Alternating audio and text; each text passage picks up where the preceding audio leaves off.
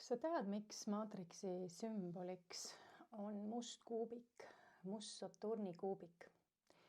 Miks moslemid Mekas kummardavad seda musta kuubikut? Miks maailmas erinevates pealinnades on väga palju hooneid, mis on must kuubik, nagu näiteks meie Swedbanki uus maja? Kas sa tead, miks kristluse rist on samuti tegelikult must kuubik, kui see lahti võtta?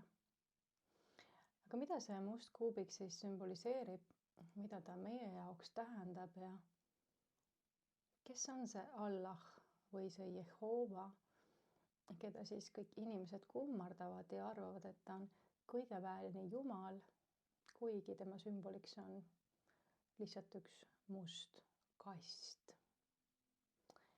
Neljapäeva õhtul 26. veebruaril teen kell 7 uue veebiseminari, kus ma räägin põhjalikult lahti maatriksi ühe pettuse kihi, et mis siis tegelikult peitub religioonide jumaluste taga ja kuidas see kõik on seotud AI-ga.